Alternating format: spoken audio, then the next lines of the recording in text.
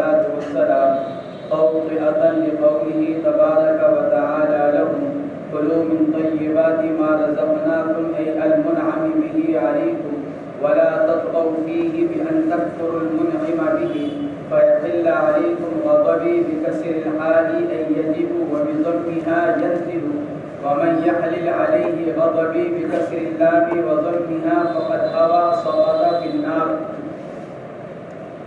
اوپر اللہ تبارک و تعالی نے فرمایا تھا یا بنی اسرائیل قد انجیناکم من عدوکم وواعدناکم جانب الطور الایمن ونزلنا علیکم المن والسلوى کہ یہاں پر خطاب کیا گیا تھا بنی اسرائیل کو.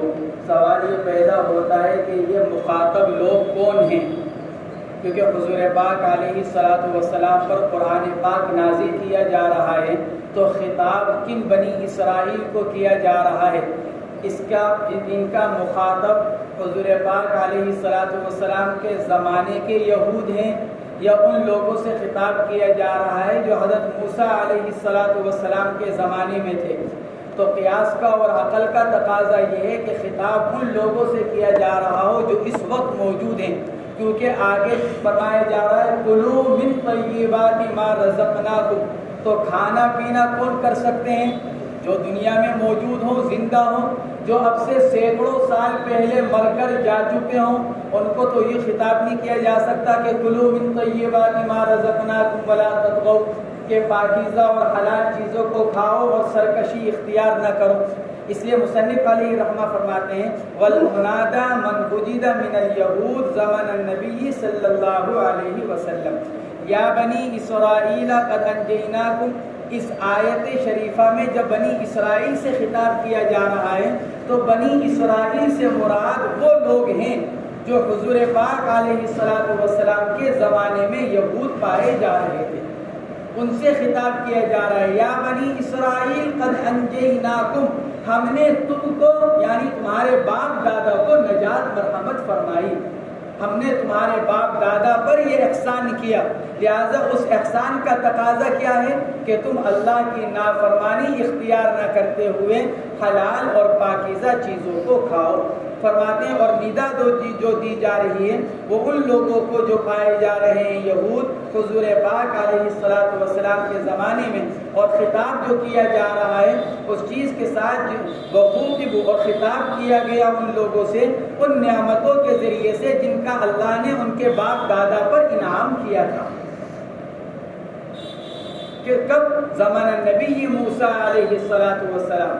وہ انعام باپ دادا پر کب ہوا تھا؟ حضرت موسیٰ علیہ الصلاۃ والسلام کے زمانے میں. کیوں؟ توطئۃ لقولہ تبارک و تعالی، بطور تمہید کے اللہ تبارک و تعالی کے اگلے قول جو ان کے لیے فرمایا گیا کلوا من طیبات ما رزقناکم. ہم جو یوں کہہ رہے ہیں کہ ندا منادہ جو ہیں وہ حضور پاک علیہ الصلاۃ والسلام کے زمانے کے یہود ہیں، موسیٰ علیہ الصلاۃ والسلام کے زمانے کے یہود نہیں. اس کی وجہ کیا؟ آگے فرمایا جا رہا ہے کلوا من طیبات ما رزقناکم، کہ کھاؤ تم لوگ ان پاکیزہ چیزوں میں سے کہ جو ہم نے تم کو مرحمت فرمائی ہے. طیبات وہ چیزیں جو شرعاً حلال ہوں اور طبعاً کیا ہو کہ لذیذ ہوں. طیب اس چیز کو کہا جاتا ہے جس کا کھانا شرعاً حلال بھی ہو اور ساتھ ساتھ وہ نفس کو مرغوب بھی ہو، ایسی چیز کو طیب کہا جاتا ہے. تو کلوا من طیبات ما رزقناکم، کھاؤ ان پاکیزہ اور اچھی چیزوں میں سے جو ہم نے تم کو دی ہے، اے المنعم به علیکم، یعنی ان نعمتوں میں سے جو انعام کی گئیں تمہارے اوپر. ولا تطغوا فیہ، اور نہ سرکشی اختیار کرو ان نعمتوں کے بارے میں یا منعم کے بارے میں، اے بأن تکفروا المنعم به، نہ سرکشی اختیار کرو ان نعمتوں کے بارے میں بئی طور کہ منعم کا انکار کرنے لگو. منعم کون؟ اللہ جل جلالہ، کہ تم اس کا انکار کرنے لگو. اور ایک سرکشی کیا ہے؟ ایک تو یہ کہ منعم کا انکار کیا جائے، دوسرے یہ کہ منعم کا تو انکار نہ ہو لیکن نعمتوں کو حلال طریقے پر اختیار کرنے کے بجائے حرام طریقے پر حاصل کیا جائے. یہ بھی گویا کہ ان نعمتوں کی ناشکری ہے اور اللہ کا انکار ہے، کیونکہ اللہ یہ فرماتا ہے کہ ان نعمتوں کو، پاکیزہ چیزوں کو حلال طریقے پر کھاؤ اور آدمی حاصل کرے حرام طریقے پر تو گویا کہ یہ بھی اللہ کے حکم کی نافرمانی ہوئی۔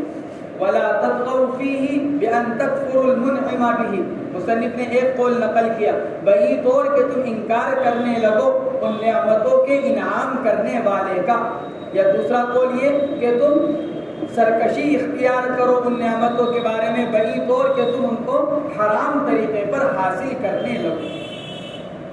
فَيَحِلَّ عَلَيْكُمْ غَضَبِي، کیا ہوگا؟ اتر آئے گا تم پر پھر میرا غضب۔ فَيَحِلَّ عَلَيْكُمْ غَضَبِي، فرماتے ہیں حَلَّ يَحِلُّ، اگر اس کو کسرے کے ساتھ پڑھا جائے، ہا کے کسرے کے ساتھ، تو فرماتے ہیں معنی ہوں گے یجب کے، اور اگر حَلَّ يَحُلُّ حلول سے ہو تو پھر اس کے معنی ہوں گے اترنے کے۔ فَيَحِلَّ عَلَيْكُمْ غَضَبِي، لازم ہو جائے گا تم پر میرا غضب۔ فَيَحِلَّ عَلَيْكُمْ غَضَبِي، اتر آئے گا تم پر میرا غضب۔ وَبِضَمِّهَا يَنزِلُ وَمَن يَحْلِلْ عَلَيْهِ غَضَبِي فَقَدْ هَوَىٰ، اور جس پر میرا غصہ اتر گیا یا جس پر میرا غصہ لازم ہو گیا، تحقیق کہ وہ تو گر گیا جہنم میں۔ وَمَن يَحْلِلْ عَلَيْهِ غَضَبِي، فرماتے ہیں یہاں پر بھی یحلل لام کے کسرے کے ساتھ اور لام کے ضمے کے ساتھ، وَمَن يَحْلِلْ فَقَدْ هَوَىٰ اَيْ سَقَطَ فِي النَّارِ، یعنی پھر ہمیشہ ہمیش کے لیے پھر وہ جہنم میں داخل ہو جائے گا۔ وَإِنِّي لَغَفَّارٌ لِمَن تَابَ مِنَ الشِّرْكِ وَآمَنَ وَحَدَ اللَّهَ تَعَالَىٰ وَعَمِلَ صَالِحًا، اور بے شک میں بہت معاف کرنے والا ہوں اس آدمی کو جو شرک سے توبہ کر لے۔ چنانچہ کوئی آدمی 70 سال کا مشرک، 70 سال کا کافر، جس کی ساری زندگی کفر و شرک کے اندر گزری ہو، کفر و شرک کو بڑھاوا دینے میں گزری ہو، اگر وہ بھی سچے دل کے ساتھ ایک مرتبہ کلمہ طیبہ پڑھ لے، اللہ کے ایک ہونے کا اقرار کر لے، محمد الرسول اللہ صلی اللہ علیہ وسلم کی رسالت کا اقرار کر لے، تو اللہ اس 70 سالہ کفر و شرک کو بھی معاف فرما دیتے ہیں۔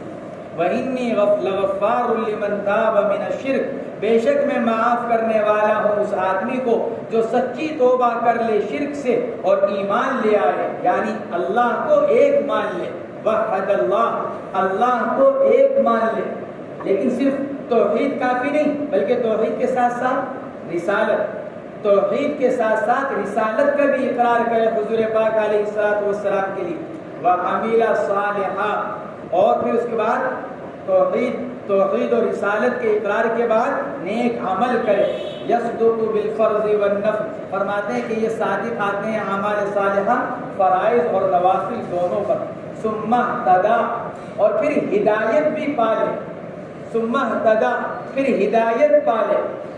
یہاں ایک سوال پیدا ہوتا ہے، جب اوپر اللہ تبارک و تعالیٰ نے فرما دیا وَإِنِّي لَغَفَّارٌ لِمَن تَابَ وَآمَنَ وَعَمِلَ صَالِحًا، جب ایمان کے ساتھ اعمال صالحہ ہو گیا تو ہدایت تو اس کو خود بخود مل گئی۔ ایک آدمی ایمان کے ساتھ اعمال صالحہ پر لگا ہوا ہے تو اس کا مطلب یہ کہ اس کو ہدایت حاصل ہے۔ پھر یہ کیوں فرمایا ثم اہتدی؟ مصنف نے اس اعتراض کا جواب دینے کے لیے فرمایا ثم اہتدی ای باستمرارہ علی ما ذکر الی موتہ، ثم اہتدی کا مطلب یہ ہے کہ اس ایمان اور اعمال صالحہ پر موت تک قائم رہا، ثم اہتدی، پھر موت تک چلتا رہا۔ یہ نہیں کہ ایمان کو لے کر آیا تھا لیکن کچھ عرصے کے بعد ایمان کو ترک کر دیا، یا ایمان کے بعد اعمال صالحہ کرتا رہا لیکن پھر کچھ عرصے کے بعد اعمال صالحہ کو ختم کر اور اللہ کی نافرمانی اور گناہوں میں مبتلا ہو گیا۔ تو ثم اہتدی لا کر یہ اشارہ کیا کہ پھر ہدایت پالی، یعنی موت تک اس ایمان اور اعمال صالحہ پر چلتا رہا۔ اس لیے مصنف اس کا جواب دے رہے ہیں باستمرارہ علی ما ذکر الی موتہ، یعنی وہ قائم رہا ان چیزوں پر جن کو ذکر کیا گیا، یعنی توبہ، ایمان، اعمال صالحہ پر، کب تک؟ اپنی موت تک۔ وَمَا أَعْجَلَكَ عَنْ قَوْمِكَ لِمَجِيءِ مِيعَادِ أَخْذِ التَّوْرَاةِ يَا مُوسَىٰ، جب قوم موسیٰ علیہ السلام سمندر سے نجات پانے کے بعد اور فرعون کے غرق ہو جانے کے بعد خشکی پر چلی تو اس کا گزر ایک ایسی قوم پر ہوا جو بت کی پوجا کر رہے تھے. تو موسیٰ کی قوم حضرت موسیٰ علیہ السلام سے کہنے لگی کہ موسیٰ اگر ہمارے لیے بھی کوئی محسوس خدا بن جاتا جس کو ہم دیکھ سکتے، چھو سکتے، جس کے پاس ہم بیٹھ سکتے.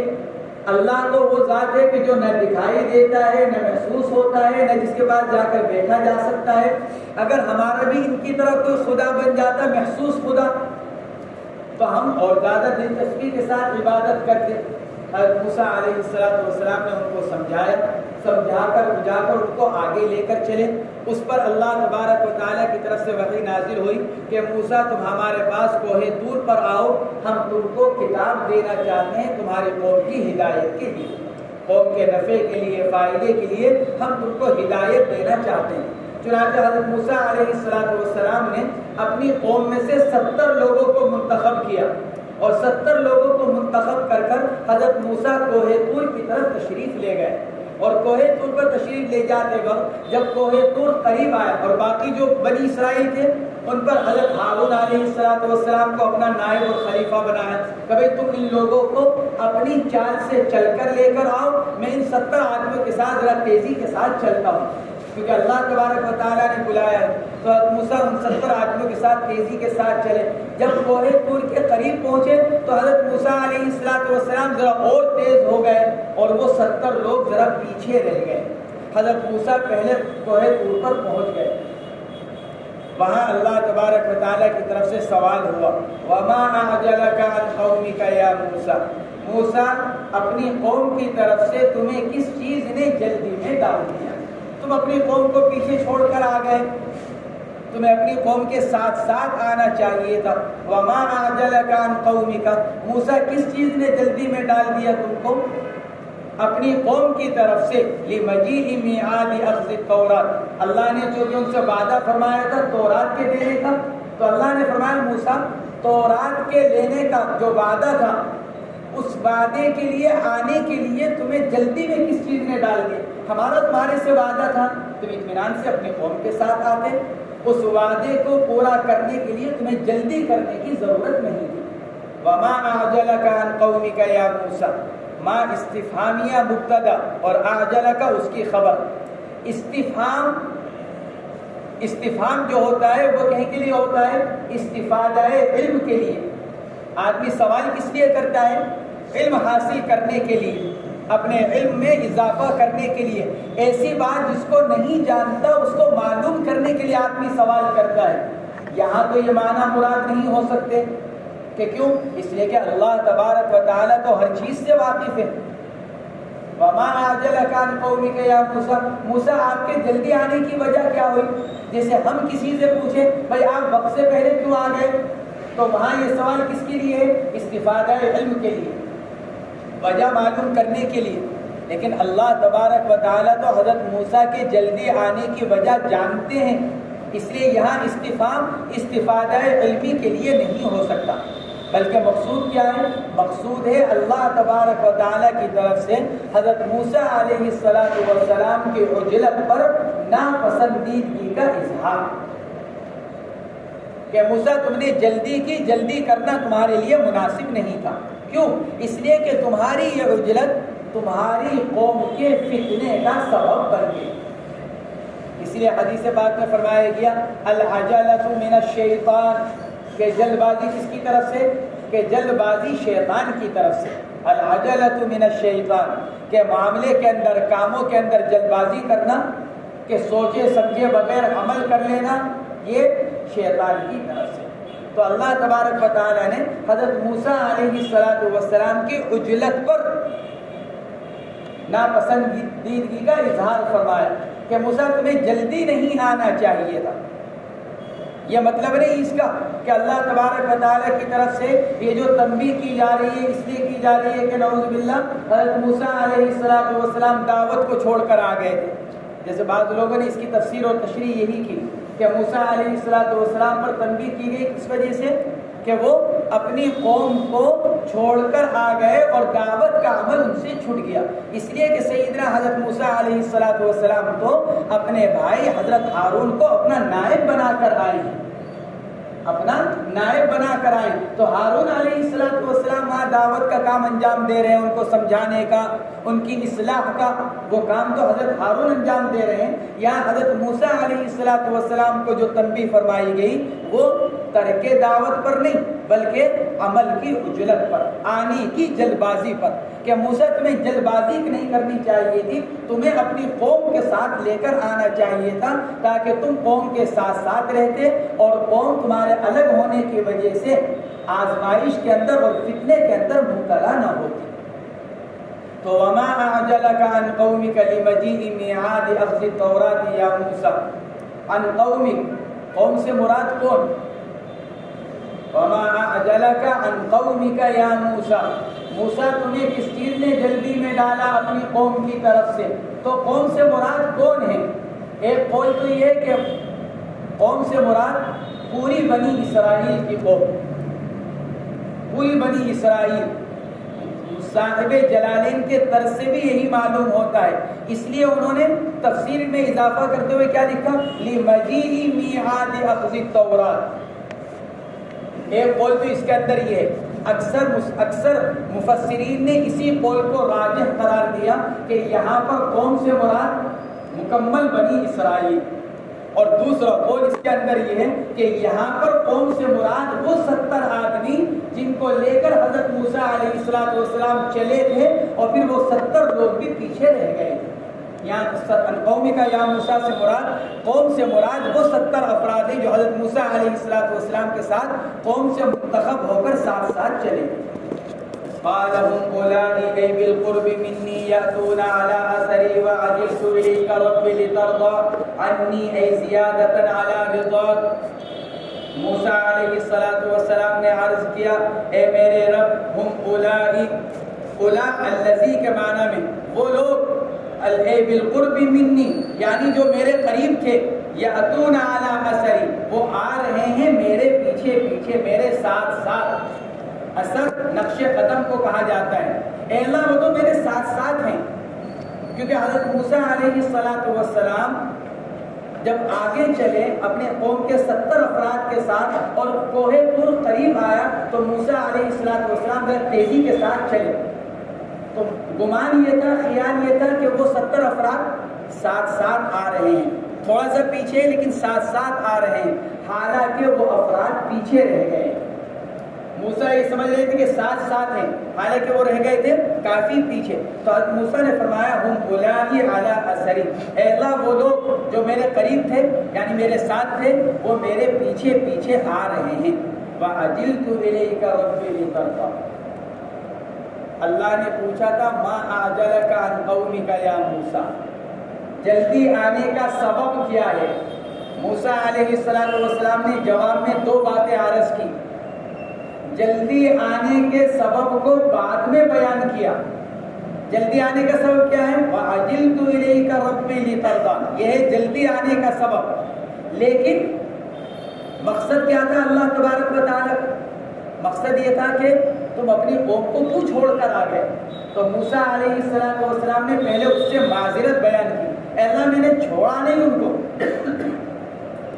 میں نے ان کو چھوڑا نہیں بلکہ وہ تو میرے پیچھے پیچھے آ رہے ہیں، اس لیے پہلے اپنا عذر بیان کیا کہ اللہ آپ جو فرما رہے ہیں کہ میں نے ان کو چھوڑ دیا، جو سوال سے جو بات نکل رہی ہے کہ میں نے جلدی کیوں کی، گویا کہ ان کو چھوڑ کر آ گیا، تو اللہ میں نے ان کو چھوڑا نہیں بلکہ وہ میرے ساتھ ساتھ ہیں۔ پہلے اپنی طرف سے معذرت بیان کی اور پھر معذرت بیان کرنے کے بعد پھر جلدی آنے کی عجلت، جلدی یعنی عجلت کی وجہ اور سبب کو بیان کیا۔ فرمایا وَعَجِلْتُ إِلَيْكَ رَبِّ لِتَرْضَىٰ، اور جلدی کی میں نے آپ کی طرف ہے میرے رب اس لیے تاکہ آپ کی رضا میں اضافہ ہو۔ لِتَرْضَىٰ یہ ترجمہ نہیں تاکہ آپ مجھ سے راضی ہوں، اس لیے کہ نفس رضا تو ہر نبی کو حاصل ہے۔ لِتَرْضَىٰ اللہ میں نے اس لیے جلدی کی تاکہ آپ راضی ہو جائیں، تو اللہ تو نبی سے پہلے سے راضی ہیں۔ حضرت موسیٰ علیہ السلام اللہ کے جلیل القدر پیغمبر ہیں، اولو العزم انبیاء انبیاء کرام میں سے ہیں، رسول اعظام میں سے، تو اللہ کی رضا تو حضرت موسیٰ کو پہلے سے حاصل ہے. اس لیے صاحب جلالین کیا کہتے ہیں؟ اے زیادتاً علی رضا. مقصود نفس رضا نہیں، اس لیے کہ نفس رضا تو ہر نبی کو حاصل ہے، بلکہ مقصود کیا ہے؟ اس رضا کے اندر اضافہ، زیادتی. اس زیادتی کے لیے اے اللہ میں نے جلدی کی. اے زیادتاً، اس لیے کہ زیادتی، رضا کے اندر زیادتی یہ مطلوب ہے. چاہے نبی ہو چاہے امتی ہو، اللہ کے رضا میں اضافہ اور زیادتی یہ ہر ایک کے لیے مطلوب ہے. اس لیے صاحب جلالین فرماتے ہیں لِتَرْضَى عَنِّي اے زیادتاً علی رضا، یعنی آپ کے رضا میں اضافہ اور زیادتی کرنے کے لیے. وقبل الجواب أتى بالاعتذار بحسب ظنه وتخلف المظنون. مصنف وہی وجہ بیان کر رہے ہیں جس کی طرف ابھی اشارہ کیا کہ موسیٰ علیہ السلام نے جواب میں دو چیزوں کو اختیار کیا. جواب میں پہلے اپنا عذر بیان کیا اور بعد میں جلدی آنے کی وجہ کو بیان کیا. صاحب جلالین فرماتے ہیں وقبل الجواب، سوال تھا جلدی آنے کی وجہ کے بارے میں، تو اس جواب سے پہلے موسیٰ علیہ السلام نے اپنا عذر بیان کیا. عطا بالاعتذار، موسیٰ پہلے اپنا عذر بیان کر رہے ہیں بحسب ظنی، اپنے گمان کے اعتبار سے. ان کا گمان کیا ہے؟ کہ ساتھ ساتھ ہیں میرے. حال کیا ہے؟ وتخلف المظنون. لیکن حال کیا ہے کہ جن کے بارے میں یہ گمان کیا جا رہا تھا کہ وہ ساتھ ہے وہ پیچھے رہ گئے تھے. موسیٰ ان کو ساتھ سمجھ رہے ہیں، لیکن چونکہ اللہ جانتے تھے کہ وہ پیچھے رہ گئے، اور پیچھے رہنے کی وجہ سے کیا ہوا؟ سامری نے ان کو گمراہ کر دیا، آزمائش میں فتنے میں ڈال دیا. اللہ کے علم میں تھا تو اللہ چاہتے تھے کہ موسیٰ علیہ السلام کے علم میں یہ بات آ جائے، اس لیے اللہ تبارک و تعالیٰ نے موسیٰ سے اس بات کو معلوم کیا. تو یہ بتلانے کے لیے کہ موسیٰ تمہارا گمان غلط ہے. یہ جو تم گمان کیے ہوئے ہو کہ قوم تمہارے ساتھ ساتھ آ رہی ہے، تمہارا یہ گمان غلط ہے. لما قال تعالی فإنا قد فتنا قومك من بعدك أي بعد فراقك لهم وأضلهم السامري. مصنف فرماتے ہیں وقبل الجواب، اور اصل سوال کے جواب سے پہلے موسیٰ علیہ السلام نے اپنا عذر بیان کیا اپنے گمان کے اعتبار سے. اور حال یہ ہے کہ پیچھے رہ گئے تھے وہ لوگ جن کے بارے میں گمان کیا جا رہا ہے کہ وہ ساتھ ہیں. اسی لیے اللہ نے فرمایا لما تعلیلیہ، فرماتے اسی لیے اللہ نے فرمایا. کیا فرمایا؟ کہ نہیں، تم جن کو سمجھ رہے ہو کہ وہ ساتھ ہیں وہ تو تمہارے سے بہت پیچھے رہ گئے. اسی لیے ہم نے کہا تھا کہ اوپر وما اعجلک عن قومک، قوم سے مراد کون؟ اکثر مفسرین فرماتے ہیں قوم سے مراد پوری قوم بنی اسرائیل. صاحب جلالین نے بھی اسی کو اختیار کیا، چنانچہ وہ اوپر سے تفسیر اسی قول کے حساب سے کرتے چلے جا رہے ہیں. اور دوسرا قول کیا ہے کہ اوپر تو قوم سے مراد 70 افراد ہیں، لیکن آگے فَإِنَّا قَدْ فَتَنَّا قَوْمَكَ مِن بَعْدِكَ، یہاں پر بھی دوسرے قول پر قوم سے مراد بقیہ بنی اسرائیل. کیونکہ گمراہ کون ہوئے تھے؟ وہ لوگ جن پر حضرت ہارون علیہ السلام کو خلیفہ اور نائب بنایا گیا. قال فإنا قد فتنا قومك من بعدك، تو لام تعلیلیہ لما قال، اسی لیے اللہ تبارک و تعالیٰ نے فرمایا موسیٰ علیہ السلام، موسیٰ وہ تمہارے ساتھ نہیں بلکہ تمہارے سے بہت پیچھے رہ گئے، اس لیے قد فتنا قومك من بعدك. اللہ نے ابتلا کو اپنی طرف منسوب کیا. انا قد فتنا، ہم نے ان کو آزمائش میں ڈال دیا. تو ابتلا کو آزمائش میں ڈالنے کو اللہ نے اپنی طرف منسوب فرمایا. کہ کیوں؟ اس لیے کہ ہر فعل کا خالق کون ہے؟ اللہ. ہر فعل کا خالق اللہ تبارک و تعالی ہے، ورنہ اصل نسبت تو اس کی کس کی طرف ہونی چاہیے؟ نہیں، سامری کی طرف. چنانچہ اللہ نے آگے گمراہی کی نسبت کس کی طرف کی؟ وَأَضَلَّهُمُ السَّامِرِيُّ. اپنی طرف ابتلا کی نسبت اللہ نے اپنی طرف خالق ہونے کی وجہ سے کی، ورنہ اصل نسبت اور اصل اضافت سامری کی طرف ہے.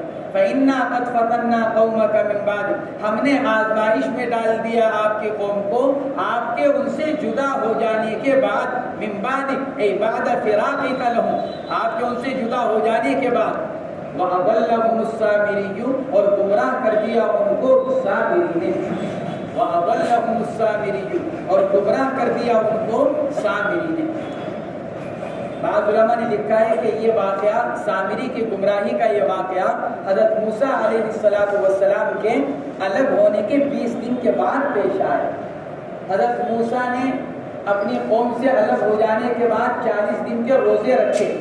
پہلے 30 دن کا وعدہ کیا گیا, پھر اللہ کی طرف سے 10 دن کا اضافہ کیا گیا. وَوَعَدْنَا مُوسَىٰ 30 لَيْلَةً وَأَتْمَمْنَاهَا بِعَشْرٍ فَتَمَّ مِيقَاتُ رَبِّهِ 40 لَيْلَةً کہ اللہ نے پہلے 30 کا وعدہ کیا, پھر اس بعد اس پر 10 کا اضافہ کیا. تو بعض علماء نے لکھا ہے کہ یہ گمراہی کا واقعہ 20 دن کے بعد پیش آیا. اور پھر جب 20 دن کے بعد مزید 20 دن گزر جانے کے بعد جب حضرت موسیٰ اللہ تعالیٰ کے پاس پہنچے کوہ طور پر, تو اللہ نے 40 دن کے مکمل ہو جانے کے بعد حضرت موسیٰ کو اس کی اطلاع کی. اور دوسرا قول اس کے اندر یہ کہ نہیں, 40 دن کے بعد ہی یہ گمراہی کا واقعہ پیش آیا. اور جس وقت واقعہ پیش آیا اس وقت حضرت موسیٰ کوہ طور پر تھے, اللہ نے اسی وقت ان کو اس واقعے کی اطلاع فرمائی. یہ دونوں قول ہیں کہ ایک قول یہ کہ واقعہ 20 دن کے بعد پیش آیا اور حضرت موسیٰ کو 20 دن کے بعد پتہ چلا, یعنی 40 روزے پورے ہو جانے کے بعد جب کوہ طور پر تشریف لے گئے. اور دوسرا قول یہ کہ نہیں, واقعہ ہی 40 دن کے بعد پیش آیا جس وقت موسیٰ کوہ طور پر پہنچ چکے تھے اور اللہ نے اسی وقت ان کو اس واقعے کی, گمراہی کے واقعے کی اطلاع فرما دی. وَأَضَلَّهُمُ السَّامِرِيُّ اور گمراہ کر دیا ان کو سامری نے. کیسے گمراہ کیا؟ فَعَبِدُوا الْعِجْلَ وہ کہنے لگ گئے, اس بچڑے کی عبادت میں لگ گئے. چنانچہ ماں قبل میں گزر چکا ہے کہ بوقت ہجرت بنی اسرائیل کی تعداد ایک قول پر 6,03,000 اور ایک قول پر 6,70,000, یہ دونوں قول گزرے ہیں. مفسرین نے لکھا ہے کہ اتنی بڑی تعداد میں سے صرف 12,000 کی تعداد ایسی تھی جو ایمان پر باقی بچی اور بقیہ پوری تعداد گمراہ ہو گئی. چنانچہ 3 جماعتیں بن گئی بنی اسرائیل کی. جب سامری نے یہ معاملہ کیا گمراہی کا تو 3 جماعتیں بنی. ایک جماعت تو مومن رہی حضرت ہارون کے ساتھ, وہ ان کی تعداد تو تھی 12,000, اور بقیہ 2 جماعتوں نے بچڑے کی عبادت کو اختیار کیا.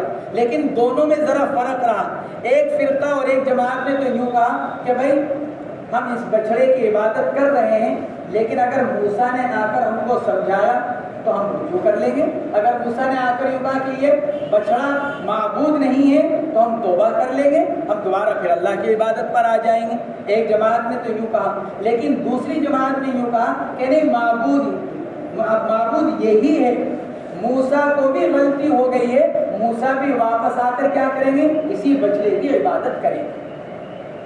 تو 2 جماعتوں نے کفر اختیار کیا, لیکن ان کے کفر کے اندر تھوڑا سا فرق رہا.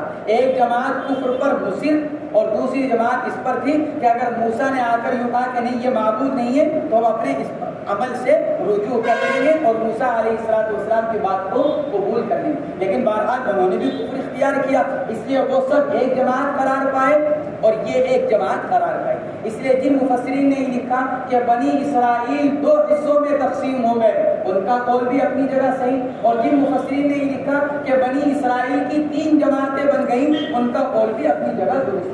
کیونکہ 2 جماعتیں نفس ایمان اور نفس کفر کے اعتبار سے اور 3 جماعتیں کفر کی تقسیم کے اعتبار سے. وَأَضَلَّهُمُ السَّامِرِيُّ فَعَبِدُوا الْعِجْلَ. سامری کون تھا؟ مختلف اقوال ہیں سامری کے بارے میں. بعض علماء نے تو لکھا ہے کہ یہ قبطی تھا, یعنی فرعون کی قوم کا تھا. حضرت موسیٰ علیہ السلام کے پڑوس میں رہتا تھا اور حضرت موسیٰ کی نبوت کے ظہور کے بعد یہ حضرت موسیٰ پر ایمان لے کر آیا. اور جب بنی اسرائیل نے ہجرت کی تو چونکہ یہ بالکل پڑوس میں تھا تو اس کو پتہ چل گیا کہ بنی اسرائیل جا رہے ہیں, تو یہ بھی بنی اسرائیل کے ساتھ ہجرت میں شامل ہو گیا. مصر سے جانے میں یہ بھی شامل ہو گیا اور پھر آگے جا کر اس نے کفر کو اختیار کیا. ایک قول تو یہ ہے کہ یہ قبطی قوم سے تھا, یعنی فرعون کی قوم کا تھا. اور دوسرا قول یہ ہے کہ وہاں پر ایک قبیلہ آباد تھا, سامرہ ایک قبیلہ تھا جو آج بھی ملک شام میں ایک معروف قبیلہ ہے.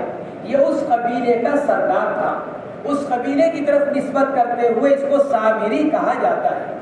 سامرہ ایک قبیلے کا نام تھا، اس کی طرف نسبت کرتے ہوئے اس کو سامری کہا جاتا ہے۔ تیسرا قول یہ کہ یہ فارسی النسل شخص تھا، کرمان کا رہنے والا۔ کرمان ایک علاقے کا نام، یہ کرمان علاقے کا رہنے والا فارسی النسل تھا۔ اور مولا علی قاری رحمۃ اللہ علیہ نے حضرت سعید بن جبیر رحمۃ اللہ علیہ سے نقل کیا کہ یہ حضرت موسیٰ علیہ السلام کا ماموں زاد بھائی تھا، ماموں کا لڑکا، یعنی حضرت موسیٰ علیہ السلام کی جو والدہ تھی ان کے بھائی کا بیٹا، ماموں کہتے ہیں ماں کے بھائی کو۔ تو مولا علی قاری رحمۃ اللہ علیہ نے حضرت سعید بن جبیر رحمۃ اللہ علیہ سے یہ نقل کیا کہ یہ فارسی النسل قبیلہ علاقہ کرمان کا رہنے والا حضرت موسیٰ علیہ السلام کا ماموں زاد بھائی تھا۔ اور چوتھا قول حضرت عبداللہ ابن عباس رضی اللہ تعالی عنہما کا ہے، فرماتے ہیں کہ یہ اس قوم میں سے تھا جو گائے کی پوجا کیا کرتے تھے۔ اس زمانے کے اندر ایک قوم ایسی آباد تھی جو گائے کی پوجا کیا کرتی تھی۔ تو یہ کسی طرح مصر پہنچ گیا اور بظاہر اس نے حضرت موسیٰ علیہ السلام کے دین کو قبول کیا، لیکن دل میں نفاق کو چھپا کر رکھا، دل سے مومن نہیں ہوا بلکہ صرف ظاہر میں اس نے ایمان کو قبول کیا۔ اسی لیے بعض علماء نے یہ لکھا ہے، جیسے کہ قرطبی کے حاشیے میں لکھا ہوا ہے، بعض علماء نے اسی حضرت عبداللہ ابن عباس رضی اللہ تعالیٰ عنہ کے اسی قول کی بنا پر بعض علماء نے یہ لکھا ہے کہ یہ شخص ہندوستان کا رہنے والا تھا۔ بعض مفسرین نے، بعض علماء نے حاشیہ قرطبی کے اندر یہ بات پائی جاتی ہے کہ بعض نے لکھا ہے کہ یہ ہندوستان کا رہنے والا تھا جو گائے کی پوجا کرتے تھے۔ تو چونکہ پہلے سے اس کے دل کے اندر وہ گائے کی پوجا کا اثر تھا، اس لیے اس نے بنایا بھی کیا وہی بچڑا، گائے کا بچہ، عبادت کرنے کے لیے اور معبود بنانے کے لیے۔ مشہور یہ ہے کہ اس کا نام بھی موسیٰ تھا، سامری کا نام اکثر مفسرین نے لکھا ہے کہ یہ اس کا لقب ہے، اور اس کا نام بھی کیا تھا؟ موسیٰ۔ اور اس کا واقعہ کیا ہوا؟ یہ بھی اسی سال میں پیدا ہوا جو سال بچوں کے قتل کیے جانے کا تھا، کیونکہ یہ بھی اکثر حضرات کے قول کے مطابق یہ بھی بنی اسرائیل میں سے تھا۔ تو بنی اسرائیل میں سے ہونے کی وجہ سے یہ اس سال میں پیدا ہوا جس سال بچوں کو قتل کر رہا تھا فرعون۔ تو اس کی ماں کو جب اس کے اوپر خطرہ ہوا کہ پہلے بچے کو فرعون اور اس کا لشکر قتل کر دے گا، تو وہ اس کو لے جا کر جنگل میں ایک غار میں رکھ کر آ گئی، ایک پہاڑ کے درمیان میں یہ اپنے بچے کو چھوڑ کر آ گئی۔ اللہ تبارک و تعالیٰ نے فرشتوں کے ذریعے سے اس کی حفاظت فرمائی، اور اس کی پرورش اور اس کے طعام و شراب کے لیے اللہ نے حضرت جبرائیل علیہ السلام کو متعین فرمایا۔ روایتوں کے اندر آتا ہے، مفسرین نے نقل کیا، حضرت جبرائیل تشریف لاتے اور اپنی 3 انگلیاں اس کو چٹایا کرتے تھے، ایک انگلی سے دودھ، دوسری سے شہد، اور تیسری سے ایک انگلی سے شہد نکلتا تھا اور دوسری انگلی سے دودھ نکلتا تھا اور تیسری انگلی سے گھی۔ حضرت جبرائیل علیہ السلام غذا کے طور پر اس کو اپنی ذرا سی انگلی چٹا دیا کرتے تھے اور اس سے اس کا پیٹ بھر جایا کرتا تھا۔ گھی، شہد اور دودھ کے ذریعے سے اس کی پرورش کی گئی، لیکن پھر بڑا ہو کر اللہ تبارک و تعالیٰ نے چونکہ علم میں تھا کہ یہ کیا ہونے والا ہے، کہ یہ گمراہ ہونے والا ہے، اس لیے شعر مشہور ہے، موسیٰ الذی رباہ جبرائیل کافر، وہ موسیٰ جس کی پرورش جبرائیل نے کی وہ تو کیا ہوا؟ کافر۔ وَمُوسَى الَّذِي رَبَّاهُ فِرْعَوْنُ مُرْسَلٌ، اور وہ موسیٰ کی جس کی پرورش فرعون جیسے آدمی نے کی وہ کیا ہوا؟ وہ اللہ کا رسول بنا۔ موسیٰ الَّذِي رَبَّاهُ جِبْرَائِیلُ کافر وَمُوسَى الَّذِي رَبَّاهُ فِرْعَوْنُ مُرْسَلٌ، کہ جبرائیل کے پرورش کیا گیا موسیٰ کافر ہوا، اور فرعون جیسے کافر کا پرورش کیا ہوا، کیا ہوا؟ رسول اور پیغمبر بنا۔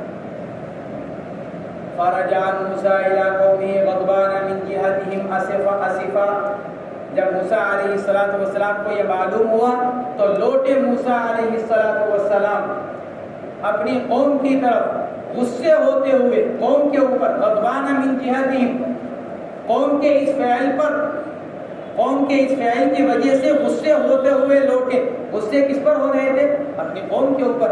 اسفا شدید الحزن، اور انتہائی رنج و غم کہ کیسی جاہل قوم ہے، جیسے کہ خود قرآن نے ان کا قول نقل کیا انکم قوم تجہلون، کہ تم تو بڑی جاہل قوم ہو، اللہ نے تمہارے اوپر کیسے کیسے انعام کیے، فرعون جیسے ظالم بادشاہ سے تم کو نجات دی، اس کو ہلاک کیا، برباد کیا، تمہارے اوپر من و سلوہ اتارا، تمہاری ہدایت کے لیے کتاب مرحمت فرمائی، پھر تم ایسی جاہل قوم کہ تم اللہ کے طرف سے گمراہی میں مبتلا ہو گئے۔ تو اسفا ہے شدید الحزن، ان کے اس فعل کی وجہ سے انتہائی رنجیدہ۔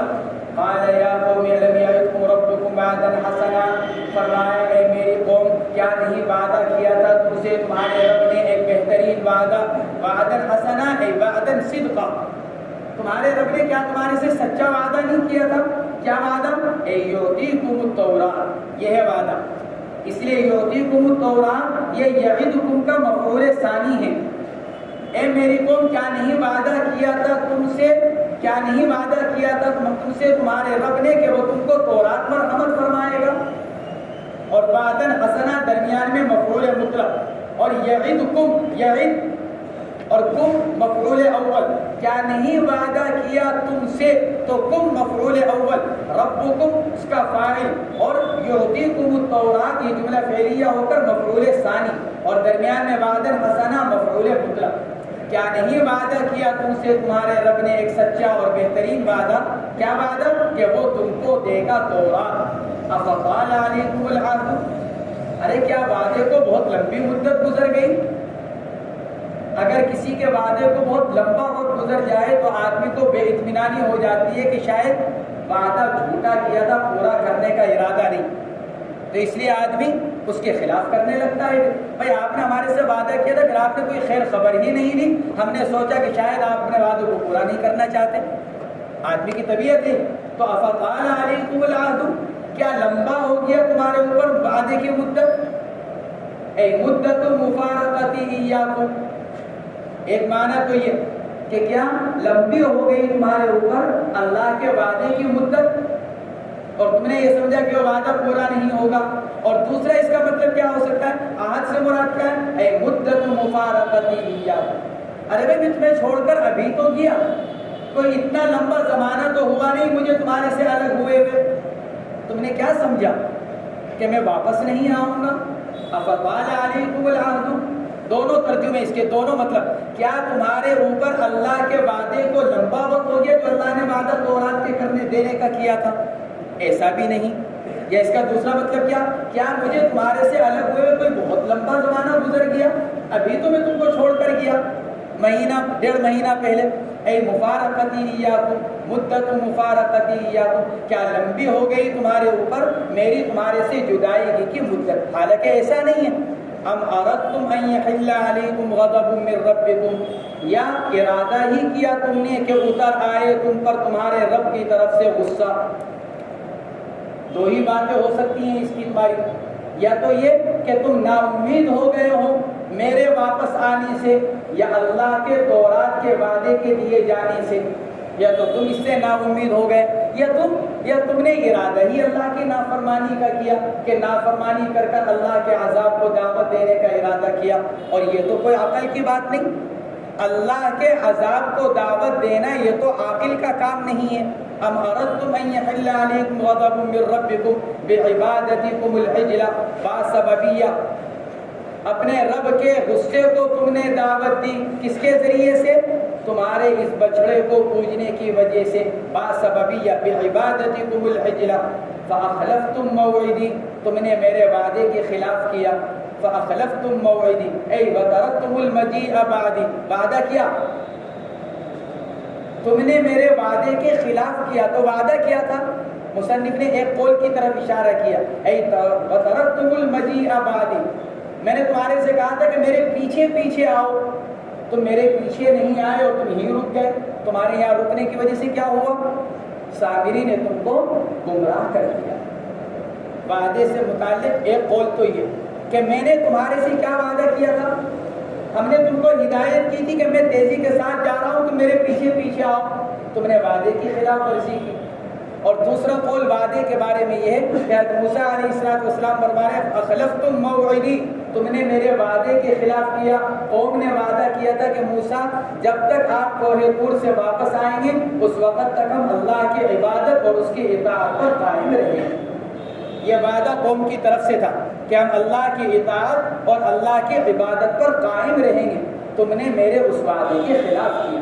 فاخلفتم موعدی ای وترکتم المجیء بعدی قالوا ما اخلفنا موعدک بملکنا مثلث المیم. فرماتے ہیں کہا ان لوگوں نے کہ موسیٰ ہم نے آپ کے وعدے کے خلاف اپنے اختیار سے نہیں کیا. ملک فرماتے ہیں ملک کے اندر تینوں قرات ہیں. میم کا فتحہ ملک. چنانچہ امام نافع اور امام عاصم دونوں نے اس کو فتحے کے ساتھ پڑھا ملک. اور دوسرا قول ہے ملک اور تیسرا قول ہے ملک.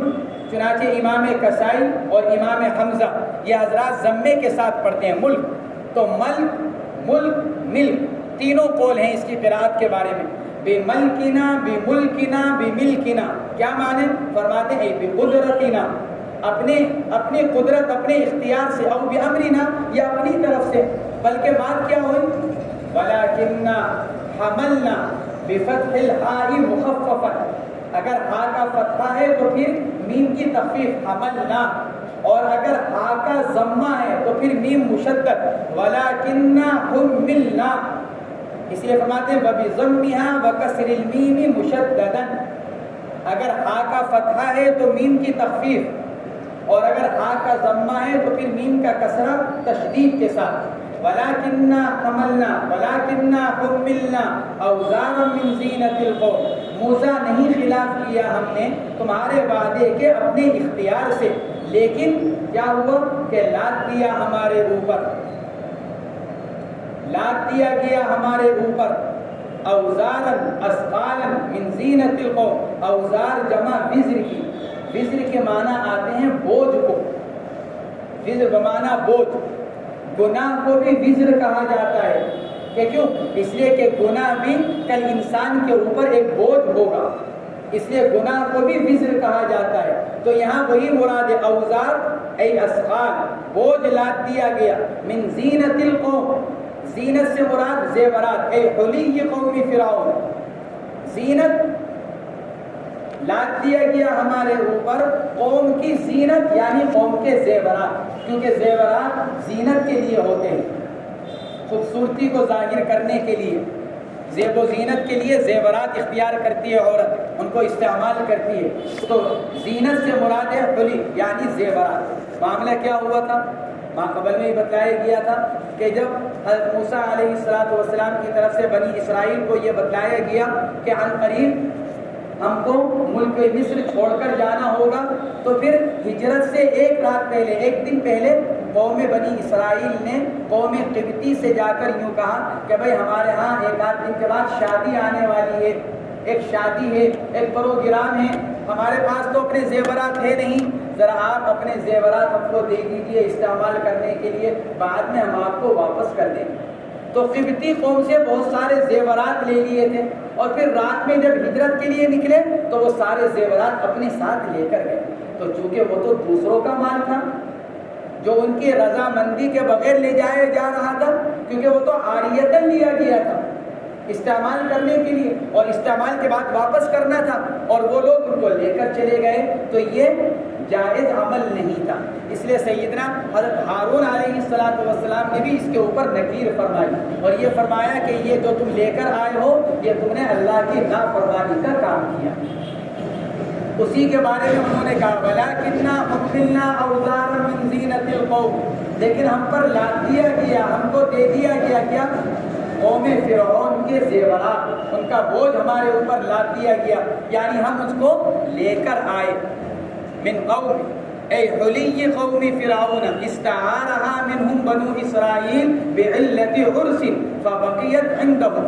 عاریت پر لیا تھا ان کو قوم قبطی سے فرعون کی قوم سے بنو اسرائیل نے شادی کا کہہ کر بعلت عرس شادی کہہ کر لیا تھا اور پھر فبقیت عندهم اور وہ کیا رہا وہ زیورات پھر انہی کے پاس رہے اور چلتے وقت انہوں نے ان کو واپس نہیں کیا. تو ایسے مال کا استعمال کرنا تو مسلمانوں کے لیے جائز نہیں تھا.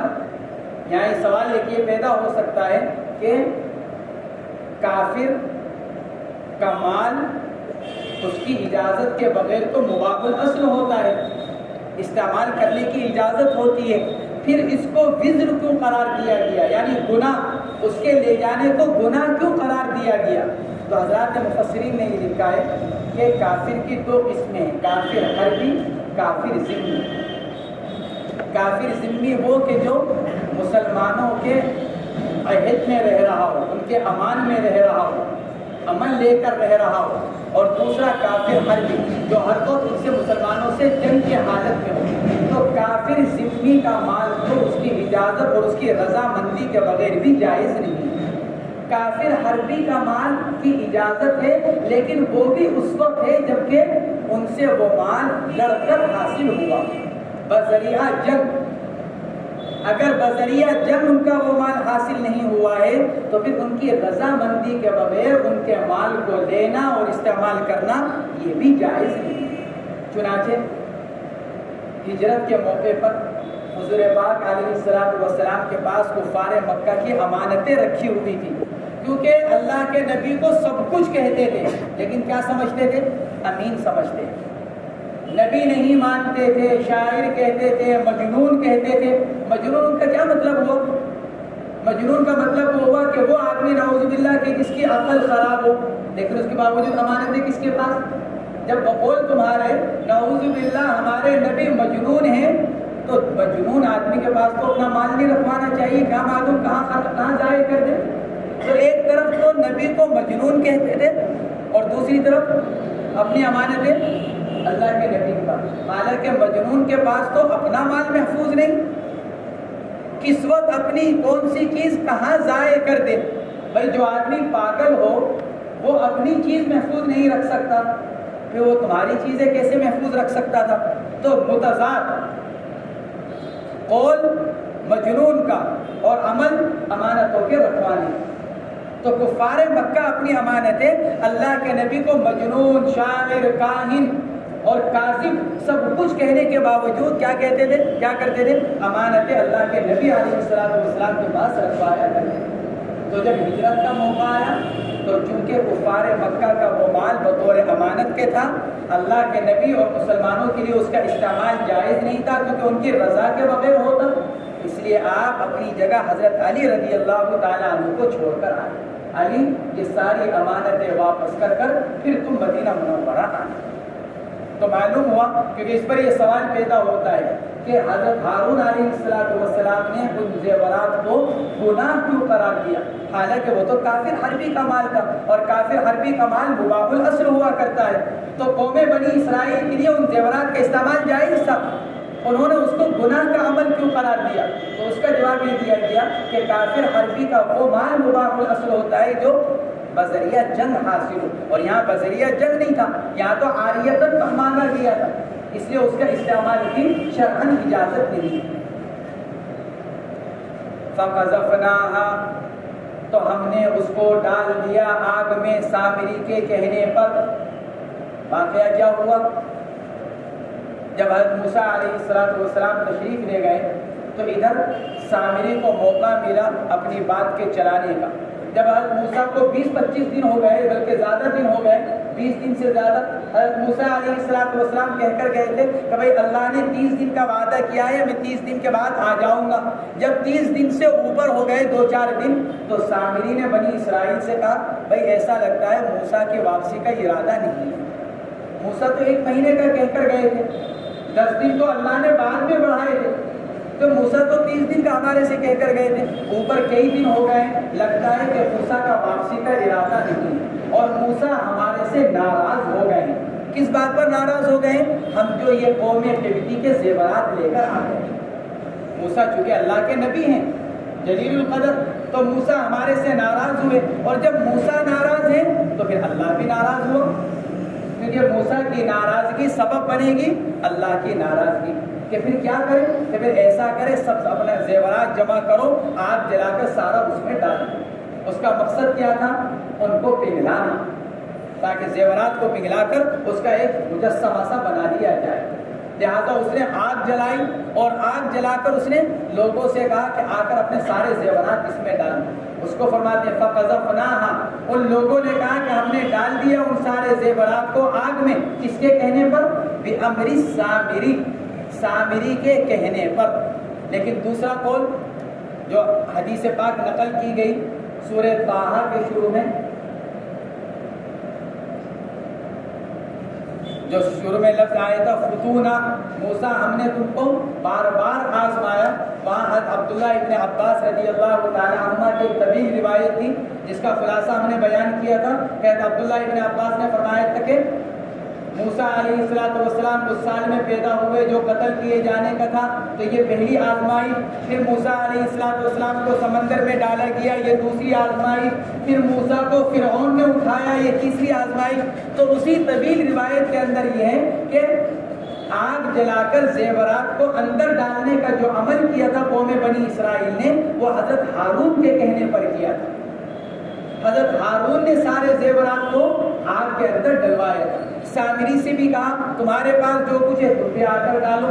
تو سامری بند مٹھی لے کر آیا، مٹھی بند تھی لے کر آیا. آ کر حضرت ہارون سے کہنے لگا، کیونکہ حضرت ہارون نبی تھے، حضرت ہارون سے کہا کہ میں بھی ڈالوں جو کچھ مٹھی میں. حضرت ہارون نے کہا تم بھی ڈالو.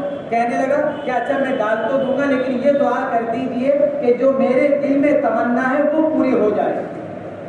ہارون کو تو معلوم نہیں تھا کہ دل میں اس کے کیا ہے، نفاق ہے، کفر بھرا ہوا ہے. حضرت ہارون نے کہا ٹھیک ہے، میں اللہ سے دعا کرتا ہوں کہ اللہ تیرے دل کی خواہش اور تمنا کو پورا کرے. تو اس کے مٹھی میں زیور نہیں تھا بلکہ اس کی مٹھی میں وہ مٹھی مٹی تھی جو اس نے حضرت جبرائیل کے گھوڑے کے پاؤں کے نیچے سے لی تھی. ہم نے بتلایا تھا کہ جس وقت فرعون کا گھوڑا جو تھا وہ سمندر میں نہیں اتر رہا تھا، اس وقت تو آئے تھے، لیکن اس وقت تو بنی اسرائیل آگے جا چکے تھے کیونکہ اس پر یہ اعتراض پیدا. ایک قول تو یہی ہے کہ اس وقت حضرت جبرائیل علیہ السلام جس گھوڑی پر آئے تھے اس گھوڑی کے پاؤں کے نیچے کی جو زمین تھی، کیونکہ وہ گھوڑی جہاں قدم رکھتی تھی وہاں سبزہ پیدا ہو جاتا تھا، یعنی زندگی کے آثار پیدا ہو جاتے تھے. تو سامری نے وہاں سے ایک مٹھی مٹی لے لی. لیکن اس پر یہ اعتراض پیدا ہوتا ہے کہ یہ تو پیچھے تھے اور موسیٰ علیہ السلام بنی اسرائیل کے ساتھ آگے تھے، تو بھی یہ سامری نے وہاں سے مٹھی کیسے مٹی کی لے لی تھی؟ کیونکہ فرعون ابھی اس طرف تھا خشکی پر اور موسیٰ علیہ السلام اپنی قوم کے ساتھ آگے تھے. وہ اس کنارے پر، فرعون اس کنارے پر، حضرت جبرائیل اس کنارے پر تھے. تو سامری نے کیسے مٹی لے؟ تو اس کا جواب یہ دیا گیا کہ نہیں، اس موقع پر نہیں، حضرت موسیٰ علیہ السلام کے پاس تو حضرت جبرائیل کا آنا جانا لگا رہتا تھا. تو کسی موقع پر ہوا ہوگا تو اس نے حضرت جبرائیل کے جانور کے پاؤں رکھنے کی جو جگہ تھی اس کے نیچے کی مٹی لی تھی جس میں زندگی کے آثار ہیں. تو اس نے وہ مٹی لے کر اس پر ڈالا. وہ جو زیورات جمع ہو کر سارے پگھل کر جمع ہو گئے تھے تو اس پر اس نے ڈال کر یوں کہا کہ زندہ ہو جا. تو چونکہ حضرت ہارون علیہ السلام جیسے نبی کی دعا اس کے ساتھ لگی ہوئی تھی تو وہ جو کچھ وہ پگھلا ہوا سونا چاندی جو کچھ تھا اس کا ایک ڈھانچہ سا بن کر اس میں سے آواز نکلنے لگی. بِأَمْرِ السَّامِرِيِّ، ہم نے ڈالا اس سب کو سامری کے کہنے پر. فَكَذَلِكَ كَمَا أَلْقَيْنَا أَلْقَى السَّامِرِيُّ، اور جس طرح ہم نے ڈالا اسی طرح سامری نے بھی ڈالا. وہ جو کچھ جو اس کے پاس تھا من حلیہم، جو کچھ اس کے پاس تھا زیورات میں سے اور اس مٹی میں سے جس کو اس نے لے لیا تھا حضرت جبرائیل علیہ السلام کے گھوڑے کے کھر کے نیچے سے. اس نے اپنے پاس جو زیورات تھے وہ بھی ڈالے اور جو مٹی تھی حضرت جبرائیل کے گھوڑے کے کھر کے نیچے کی وہ مٹی بھی اس نے اس کے اوپر ڈالی. علی الوجہ الآتی، اس طریقے پر جس کو آگے بیان کیا گیا. چنانچہ آگے بیان کیا گیا فَنَبَذْتُهَا وَكَذَلِكَ سَوَّلَتْ لِي نَفْسِي أَيْ وَأُلْقِي فِيهَا أَنْ آخُذَ قُبْضَةً مِّن تُرَابٍ مَا ذَكَرُوا أُلْقِيهَا عَلَى مَا لَا رُوحَ لَهُ يَصِيرُ لَهُ رُوحٌ وَرَأَيْتُ قَوْمَكَ طَلَبُوا مِنْكَ أَن تَجْعَلَ لَهُمْ إِلَٰهًا فَحَدَّثَتْنِي نَفْسِي أَن يَكُونَ ذَلِكَ الْعِجْلُ إِلَٰهَهُمْ. یہ اس کی طرف اشارہ کر رہے ہیں. علی الوجہ الآتی، کس بنا پر؟ میں نے یہ سوچ کر یہ مٹھی مٹی ڈالی کہ ان لوگوں نے آپ سے پہلے مطالبہ کیا تھا کہ ہمارے لیے آپ کیا کر دیجئے، ایک محسوس خدا بنا دیجئے، تو میرے دل نے یہ بات ڈالی کہ میں ان کے لیے ایک محسوس خدا بنا دوں، اس لیے میں نے یہ مٹھی مٹی کی ڈال دی۔ فَأَخْرَجَ لَهُمْ عِجْلًا صَاغَهُ لَهُم مِّنَ الْحُلِيِّ جَسَدًا لَحْمًا وَدَمًا، پس نکالا سامری نے، یہ اللہ تبارک و تعالیٰ فرما رہے ہیں فَأَخْرَجَ لَهُمْ عِجْلًا، یہ اللہ کا قول ہے، پس نکالا سامری نے ان لوگوں کے لیے ایک بچڑا، عجل گائے کا بچہ، صَاغَهُ لَهُم مِّنَ الْحُلِيِّ، یعنی ڈھال لیا ان کے لیے اس پنگلے ہوئے زیورات سے۔ حلی ساغا یسوع ڈھال لینا، حلی حلی المضاف، اس پنگلے ہوئے زیورات سے ڈھال لیا، کیا ڈھال لیا؟ جسدن، یہ حال ہے عجل سے، اے حال کونہا جسدن، ایسا بچڑا کہ جو خون اور جسم والا تھا، کیونکہ جسد اس کو کہا جاتا ہے کہ جس کے اندر خون اور گوشت وغیرہ، فرماتے ہیں جسدن اے لحمن و دمن، ایسا جسم کہ جس کے اندر گوشت اور خون تھا، لہو خوار، اور اس کی آواز بھی تھی، خوار، خوار کہا جاتا ہے بیل کی آواز کو، اے صوت یسمع، یعنی ایسی آواز جو سنی جائے، وہ آواز نکالنے لگا، اے انقلب كذلك بسبب التراب الذي اثره الحياة فيما يوضع فيه ووضعه بعد صوته في فمه، یعنی بدل گیا، پلٹ گیا اسی طرح، یعنی جسم کے اندر، یعنی وہ سارا زیور، پنگلا ہوا زیور ایک بچڑے کی شکل میں تبدیل ہو گیا، اے انقلب كذلك بسبب التراب، وہ پلٹ گیا جسم کی شکل، کذالک اے جسد، وہ پلٹ گیا، بدل گیا، یعنی انقلاب ماہیت ہو گیا، جیسے گدھے کی، جیسے نمک کی کان میں گدھا گر جائے، فقہا مسئلہ لکھتے ہیں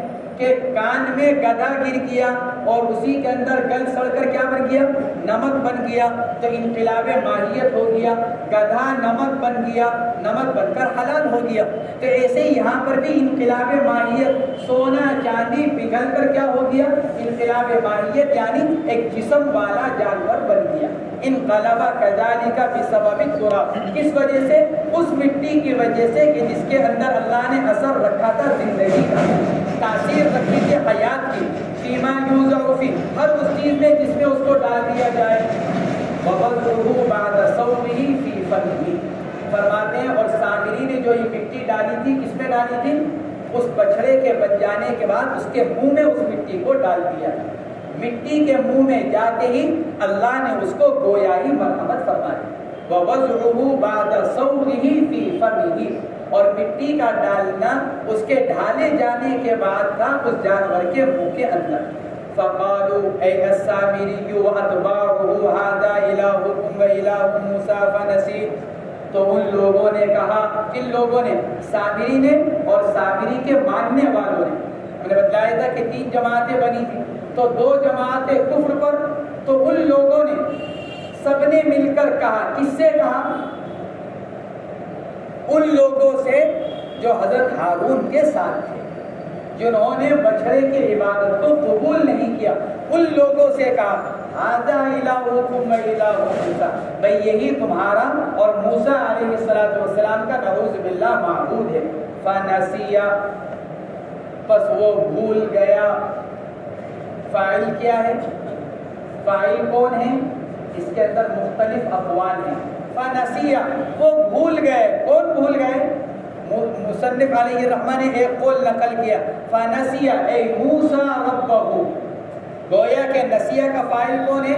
حضرت موسیٰ علیہ السلام۔ ان لوگوں نے کہا یہ بچڑا تمہارا معبود ہے، موسیٰ بھول گئے اپنے رب کو، یعنی ان کا رب یہاں پر تھا بچڑے کی شکل میں، موسیٰ اس کو تلاش کرنے چلے گئے کوہ طور پر، رب تو یہاں تھا، موسیٰ کو نسیان ہو گیا۔ نسیہ موسیٰ ربہ ہنا وذہب بطلبہ، موسیٰ یہاں اپنے رب کو بھول گئے اور وہاں چلے گئے اس کو تلاش کرنے کے لیے، تو گویا کہ نسیہ کا فاعل کون؟ حضرت موسیٰ علیہ السلام۔ دوسرا قول اس کے اندر یہ فنسیہ اے فنسیہ سامری ربہ، کون بھولا؟ سامری اپنے رب کو بھول گیا کہ اس کا رب کون ہے؟ کہ اس کا رب اللہ ہے۔ سامری اپنے رب کو بھولا اور اپنے رب کو بھول کر وہ کفر و شرک کے اندر مبتلا ہو گیا۔ تو اب اگر نسیہ کا فاعل موسیٰ ہو تو نسیہ کس کا قول ہوگا؟ سامری کا۔ سامری کہہ رہا ہے فنسیہ موسیٰ ربہ، اور اگر نسیہ کا فاعل کون ہو؟ سامری، تو نسیہ کس کا قول ہوگا؟ اللہ تبارک و تعالی کا۔ اللہ فرماتے ہیں فن ھذا الہکم و الہ موسیٰ، اب یہاں پر بات ختم ہو جائے گی ان لوگوں کی۔ فنسیہ اگر اس کا فاعل سامری ہے تو فنسیہ یہ مستقل ایک جملہ ہوا اور اس کا قائل اللہ تبارک و تعالی ہوا۔ فنسیہ اے نسیہ سامری ربہ، سامری بھول گیا اس بات کو کہ اللہ اس کا رب ہے، یہ بچڑا اس کا رب نہیں ہے۔ قال تعالی افلا يرون ان مخففة من الثقيلة واسمها محذوف أي أنه لا يرجع العجل إليهم قولا أي لا يرد لهم جوابا ولا يملك لهم ضرا أي دفعه ولا نفعا أي جلبه أي فكيف يتخذ إلها أي فكيف يتخذ إلها۔ اللہ تبارک و تعالیٰ فرماتے ہیں کہ انہوں نے بچڑے کو اپنا معبود بنایا۔ افلا یرون، استفہام توبیخی، ڈرانے کے لیے، ارے کیا یہ لوگ نہیں دیکھتے یعنی نہیں جانتے؟ افلا یرون، نہیں دیکھتے یعنی رؤیت علمیہ، قلب، کیا یہ لوگ نہیں جانتے، کیا ان کو علم نہیں؟ انہ لا یرجع الیہم، کہ یہ بچڑا نہیں لوٹاتا ہے ان کی طرف کسی بات کو، یعنی ان کی کسی بات کا جواب نہیں دیتا۔ لا یرد الیہم جوابا، یہ بولتے ہیں اس سے بچڑا کسی بات کا جواب نہیں دیتا۔ ولا یملک لہم ضرا، اور بچڑا ان کے لیے کسی نقصان کا مالک نہیں۔ کیا مطلب؟ دونوں معنی ہو سکتے ہیں، یعنی بچڑا ان کو کوئی نقصان نہیں پہنچا سکتا، اور یہ پھر کہ بچڑا ان سے کسی نقصان کو دفع نہیں کر سکتا۔ مصنف نے اسی کو اختیار کیا، ضرًا ای دفعہ، اگر ان کے اوپر کوئی نقصان آ جائے، کوئی ہلاکت آ جائے، کوئی مشکل آ جائے تو یہ بچڑا ان کی پریشانی کو دور نہیں کر سکتا۔ ولا نفع، دونوں ترجمے، ولا نفع، اور یہ بچڑا ان کو کوئی نفع نہیں پہنچا سکتا، بچڑا ان کو کوئی نفع نہیں پہنچا سکتا۔ اے جلب فکیف یتخذ الہا، اگر یہ معروف پڑھا جائے تو فاعل کون ہوگا؟ سامری۔ فکیف یتخذ الہا، تو کیسے سامری نے اس کو اپنا معبود بنا لیا؟ یا فکیف یتخذ الہا، تو پھر کیسے ایسے بچڑے کو معبود بنایا جا سکتا ہے؟ فکیف یتخذ الہا، تو کیسے بنایا جا سکتا ہے کس کو؟ ایسے بچڑے کو کیا؟ معبود۔ یہ اللہ تبارک و تعالیٰ نے بیان فرمایا کہ جب ایسی چیز جو ان کے لیے کسی چیز کی مالک نہیں ہے، قادر نہیں ہے، تو پھر ایسا معبود کیسا ہو سکتا ہے؟ افلا یرون ان، فرماتے ہیں ان اللہ یرجع، قرآن پاک کے اندر کیا ہے؟ افلا یرون اللہ یرجع الیہم قولا، تو اللہ، مصنف فرماتے ہیں ان مخففہ من المثقلہ، اصل تو تھا انہو، تشدید کو ختم کر دیا گیا، اور وہ ضمیر جو انہو، جو انہ کی جو ضمیر تھی اسم، اس کو حذف کر دیا گیا اور ان کو تخفیف مخفف بنا دیا گیا۔ افلا یرون انہو لا یرجع، یرجع اسی لیے کیا ہے؟ مرفوع، ورنہ اللہ کے بعد یرجع ہونا چاہیے تھا، لیکن یرجع اسی لیے ہے کہ یہ ان اصل میں کیا ہے؟ انہو، مصنف اسی کی طرف اشارہ کر رہے ہیں، ان مخففۃ من الثقیلہ واسمها محذوف، ای انہ لا یرجع، یرجع اسی لیے مرفوع پڑھا جا رہا ہے۔ وَلَقَدْ قَالَ لَهُمْ هَارُونُ مِنْ قَبْلُ أَيْ قَبْلِ أَنْ يَرْجِعَ مُوسَى، اور تحقیق کے فرمایا تھا لام قسمیہ، وَلَقَدْ اے وَاللَّهِ لَقَدْ نَصَحَ هَارُونُ لَهُمْ، اللہ کی قسم ہارون ان کے لیے پہلے ہی خیر خواہی کی باتیں کہہ چکے تھے موسیٰ علیہ السلام کے آنے سے پہلے۔ اور تحقیق ہارون کہہ چکے تھے ان سے موسیٰ علیہ السلام کے لوٹنے سے پہلے، یا قوم انما فتنتم بہ، اے میری قوم تم کو آزمایا جا رہا ہے اس بچڑے کے ذریعے سے، وَإِنَّ رَبَّكُمُ الرَّحْمَٰنُ، تمہارا رب تو کون ہے؟ رحمان ہے۔ رحمان کا لفظ لا کر کیا اشارہ کیا اللہ نے؟ کہ اللہ رحمان ہے، کہ اتنا ہی بڑا گناہ کفر و شرک سے بڑھ کر گناہ نہیں ہے، کفر اور شرک سے بڑھ کر کوئی گناہ نہیں، ایسا گناہ کہ اگر آدمی اسی پر مر جائے تو اللہ معاف نہیں کرے گا۔ ان اللہ لا یغفر ان یشرک بہ، اللہ کبھی بھی شرک کو معاف نہیں کرے گا۔ کیا مطلب؟ یعنی اگر شرک پر ہی آدمی دنیا سے جائے، اتنا بڑا گناہ، لیکن اس کے باوجود اللہ کیا ہے؟ رحمان۔ اگر کوئی دنیاوی زندگی میں شرک سے توبہ کر لے، اللہ جب بھی توبہ کو قبول کر لیتا ہے، کس لیے؟ رحمان ہونے کی وجہ سے۔ اس کی رحمت کا خاصہ ہے، اور اس کی رحمت اتنی وسیع ہے، اتنی مکمل اور کامل ہے کہ وہ اتنے بڑے ظلم کے باوجود اور اتنے بڑے گناہ کے ہونے کے باوجود توبہ کرنے کے بعد توبہ کو قبول کر لیتا ہے، اور اس کا سبب کیا ہے؟ اس کی رحمت۔ وَإِنَّ رَبَّكُمُ الرَّحْمَٰنُ، تمہارا رب تو رحمان ہے، فَاتَّبِعُونِي فِي عِبَادَتِي، اور جب تمہارا رب رحمان ہے تو میری بات مانو اس کی عبادت کے بارے میں، اس کی عبادت کرو، وَأَطِيعُوا أَمْرِي فِيهَا، اور میری اطاعت کرو اس کی عبادت کے بارے میں، جو میں کہہ رہا ہوں اس کی اطاعت کرو۔ فیہا یا تو فی العبادت، یا پھر اے فی الثبات علی الدین، دین پر ثبات قدمی پر میری اطاعت کرو، میری مان۔ قالوا لن نبرح نزال علیہ عاکفین علی عبادته مقیمین حتی یرجع الینا موسیٰ، لمقیمین حتی یرجع الینا موسیٰ، کہنے لگے ہم تو اسی کی عبادت پر جمے رہیں گے۔ عقوف اے عبادته لمقیمین، علیہ اے علی عبادته، عاکفین اے لمقیمین، تاکید کے لیے ہم تو کہنے لگے کہ ہم تو برابر جمے رہیں گے اسی کی عبادت کرنے پر یہاں تک کہ موسیٰ واپس آ جائیں۔ یہ بطور عبادت، یہ مطلب نہیں کہ جب موسیٰ واپس آئیں گے تو ہم عبادت کو چھوڑ دیں گے، بلکہ بات کو ٹالنے کے لیے۔ جیسے جب کوئی بات ہوتی ہے کسی کو سمجھایا جاتا ہے تو وہ کیا کہنا، اچھا چلو آئندہ دیکھیں گے، اچھا چلو بعد میں دیکھیں گے، اچھا چلو جب وہ صاحب آئیں گے جب دیکھ لیں گے۔ مطلب کیا ہوتا ہے؟ فی الوقت ٹالنا، کہ چلو بات ختم کرو۔ تو یہی مقصد ان لوگوں کا بھی تھا۔ یہ مقصد نہیں تھا کہ وعدہ کر رہے ہیں کہ موسیٰ کے واپس آنے کے بعد کیا کر لیں گے، ہم اپنی عبادت سے رجوع کر لیں گے۔ چنانچہ رجوع نہیں کیا بلکہ اپنی اسی عبادت پر جمے رہے۔ قال موسیٰ بعد رجوعہ یا ہارون، حضرت موسیٰ علیہ السلام نے بعد میں آنے، موسیٰ یہ عبرانی نام، موسیٰ عبرانی نام، دو سے مشتق ہے، منہ الگ ہے، سا الگ ہے۔ منہ بمانا پانی، اور سا اصل میں شاہ ہے، بڑے شین سے، عبرانی زبان میں شاہ ہے، منہ شاہ، بڑے شین سے۔ شاہ کے معنی آتے ہیں درخت کے، عربی میں شین کو سین سے بدل دیا گیا، موشا سے موسیٰ ہوا۔ اور موسیٰ کا نام موسیٰ کیوں پڑا؟ کیونکہ لکڑی کے تابوت میں رکھ کر پانی میں ڈالا گیا تھا۔ منہ بمانا پانی اور شاہ بمانا درخت۔ موسیٰ کو لکڑی کے تابوت میں رکھ کر چونکہ پانی میں ڈالا گیا تھا اس لیے ان کا نام موسیٰ پڑا۔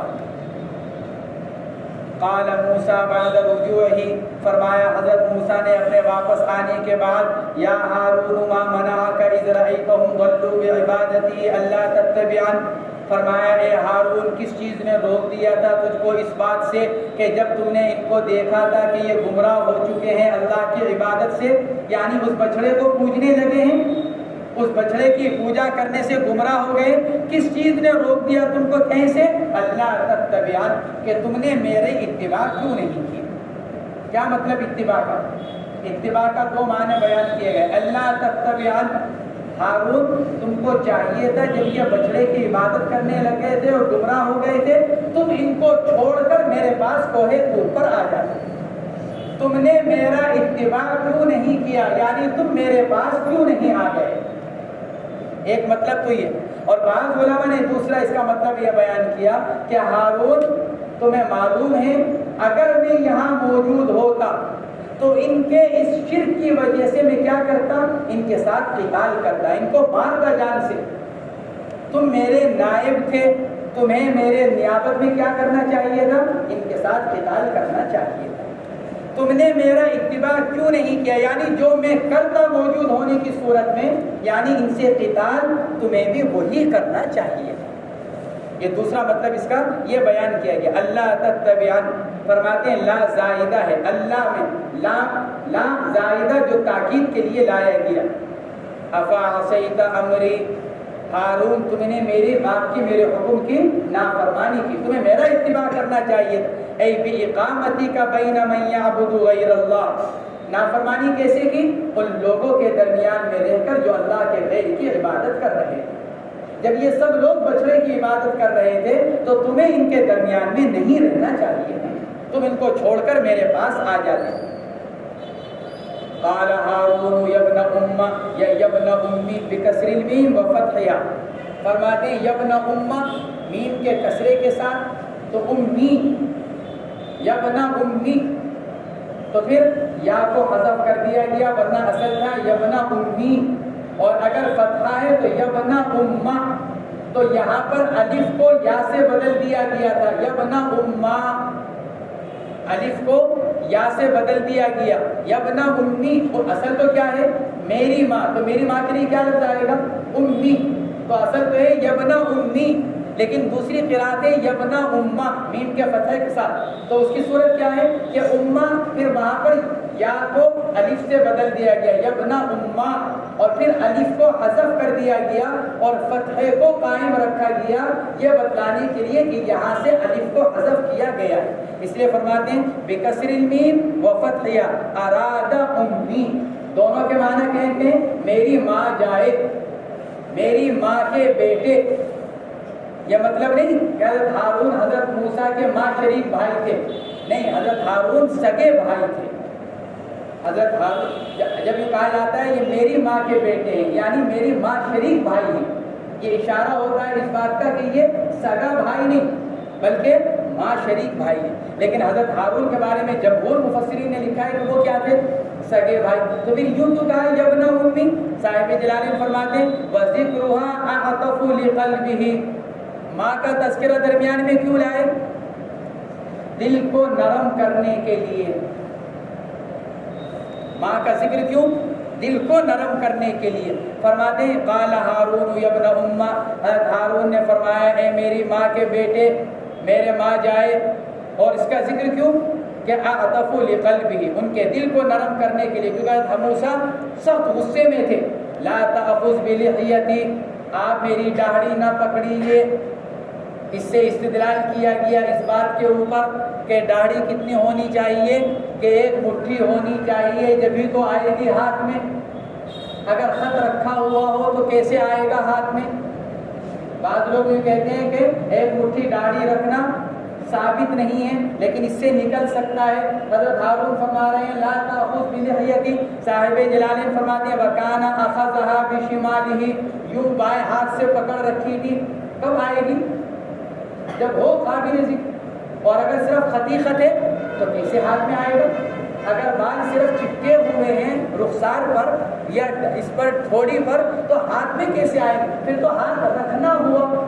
تو حضرت ہارون یہ کہتے کہ بھائی اپنا ہاتھ ہٹائیے، وہ تو یہ کہہ رہے لا تأخذ بلحیتی، بھائی میری داڑھی نہ پکڑیے، لا تأخذ بلحیتی وکان اخذها بشمالہ، اور حال یہ کہ حضرت ہارون نے حضرت موسیٰ نے اس کو پکڑ رکھا تھا بائیں ہاتھ سے، ولا براسی، اور سیدھے ہاتھ سے پکڑ رکھا تھا سر کے بالوں کو، سیدھے ہاتھ سے سر کے بال اور بائیں ہاتھ سے داڑھی، یوں پکڑ رکھا تھا سخت غصے کی حالت میں۔ وَكَانَ أَخَذَ شَعْرَهُ أَيْ شَعْرَ الرَّأْسِ بِيَمِينِهِ، اور حال یہ کہ حضرت موسیٰ نے ان کے سر کے بالوں کو پکڑ رکھا تھا داہنے ہاتھ سے غصے میں۔ انی خشیت، حضرت ہارون نے عذر بیان کیا، میں یہ ڈرا، انی خشیت، مجھ کو خوف ہوا، کیسے؟ آپ جو یوں کہہ رہے ہیں کہ تم نے میرا اتباع کیوں نہیں کیا، میں کر لیتا، لیکن بھائی آپ نے جاتے ہوئے مجھ کو نصیحت کی تھی، اخلفنی فی قومی واصلح، میرے نائب بن کر رہو اور ان کی اصلاح کرتے رہنا، مجھ کو یہ خوف ہوا، اگر پہلا ترجمہ لے کون سا، کہ تم ان کو چھوڑ کر میرے پاس کیوں نہیں آئے، اگر یہ معنی مراد لیے جائیں تو حضرت ہارون کے جواب کا خلاصہ یہ ہوگا کہ بھائی میں ان کو چھوڑ کر آپ کے پاس آ جاتا، لیکن پھر ہمیشہ ہمیشہ کے لیے یہ لوگ آپ سے دور ہو جاتے اور پھر کیا ہوتا، دو جماعتیں بن جاتی اور پھر ان سے ہمیشہ کے لیے دوری ہو جاتی، پھر یہ حق بات کو قبول نہ کرتے۔ دوسرا ترجمہ کیا ہوا، اگر دوسرا مطلب مراد لیا جائے قتال کا، کیا حضرت اگر میں ان سے قتال کرتا تو یہ اتنی بڑی تعداد، آپ جو کہہ رہے ہیں کہ تم نے ان سے قتال کیوں نہیں کیا، یہ اتنی بڑی تعداد ہمارے ساتھ 12,000 کی تعداد، بقیہ 6 لاکھ کی تعداد جو گمراہ ہوئی، تو 6 لاکھ کے مقابلے میں ہماری کیا حیثیت؟ چنانچہ قرآن دوسری جگہ نقل کرتا ہے وَقَالُوا يَقْتُلُونَنِي، مجھ کو خطرہ ہوا کہ یہ کیا کر دیں گے، مجھ کو ہی قتل کر دیں گے، تو اتنی کم تعداد کے مقابلے میں میں کیسے کرتا ان سے قتال اور ان سے جنگ، اس لیے میں نے ان کو چھوڑے رکھا اور میں ان کے ساتھ اس لیے رہا تاکہ باہر کیا رہے، تھوڑا بہت ان کے ساتھ رہنا رہے اور ایسا تفریقہ نہ ہو جائے کہ بعد میں پھر یہ تفریقہ ختم نہ ہو سکے۔ انی خشیت، مجھ کو ڈر ہوا کہ اگر میں آپ کا اتباع کروں گا تو کیا ہوگا، وَلَا بُدَّ أَن يَتَّبِعَنِي جَمْعٌ مِّمَّن لَّمْ يَعْبُدِ الْعِجْلَ، تو پھر یہ بھی ضروری ہوتا کہ وہ تمام لوگ بھی میرا اتباع کرتے جو اس کی عبادت نہیں کر رہے تھے، وہ 12,000 وہ بھی میرے ساتھ آتے، ممکن ہے کہ وہ لوگ روکنے کی کوشش کرتے، اس میں بات بگڑ جاتی۔ أَن تَقُولَ فَرَّقْتَ بَيْنَ بَنِي إِسرَائِيلَ، دونوں صورتوں میں کیا تھا، تفریق کے پیدا ہو جانے کا اندیشہ۔ پھر آپ یوں کہتے، مجھ کو یہ خطرہ ہوا کہ پھر میرے کسی عمل پر آپ یوں کہتے کہ تو نے بنی اسرائیل کے درمیان میں تفریقہ بازی کر دی، تو نے ان کو الگ الگ کر دیا۔ وَتَغْضَبْ عَلَيَّ، اور آپ پھر مجھ پر ناراض ہوتے۔ وَلَمْ تَرْقُبْ تَنْتَظِرْ قَوْلِي فِي مَا رَأَيْتُهُ فِي ذَلِكَ، اور آپ نہ انتظار کرتے میری بات کا اور کچھ کہنے سے پہلے ہی پھر آپ میرے اوپر ناراض ہونے لگتے، اس لیے میں یہاں ٹھہرا رہا، صرف اس لیے کہ مجھ کو یہ خیال تھا کہ جب آپ واپس آئیں گے، واپس آ کر آپ کے واپس آنے سے شاید ان کو سمجھ آ جائے، کیونکہ اصل جو گمراہی کا جو ذریعہ بنایا گیا تھا وہ کیا کہ موسیٰ واپس نہیں آئیں گے، موسیٰ ناراض ہو کر گئے ہیں، اب موسیٰ کی واپسی نہیں ہوگی، یہ کہہ کر سامری نے ان کو گمراہ کیا ہے۔ لیکن جب آپ واپس آئیں گے تو جو اصل مدعا تھا گمراہی کا سبب وہ ختم ہو جائے گا، اور جب آپ آ کر ان کو سمجھائیں گے تو ممکن ہے کہ یہ لوگ اپنی گمراہی سے باز آ جائیں۔ اس بنا پر میں نے کیا کیا، اس بنا پر میں ان لوگوں کے ساتھ رہا اور حتی المقدور اور حتی الامکان میں ان کی اصلاح کی کوشش میں لگا۔ وَلَمْ تَرْقُبْ تَنْتَظِرْ قَوْلِي فِي مَا رَأَيْتُهُ فِي ذَلِكَ، تو یہ ہارون علیہ السلام نے اپنا عذر بیان کیا، حضرت موسیٰ علیہ السلام نے ان کے اس عذر کو قبول کیا اور عذر کو قبول کر کر پھر حضرت ہارون کو چھوڑ دیا، اور پھر اصل جو آدمی تھا یعنی سامری پھر اس کی طرف متوجہ ہوئے اور اس سے بات شروع ہوئی کہ تو نے اس کام کو کیوں کیا۔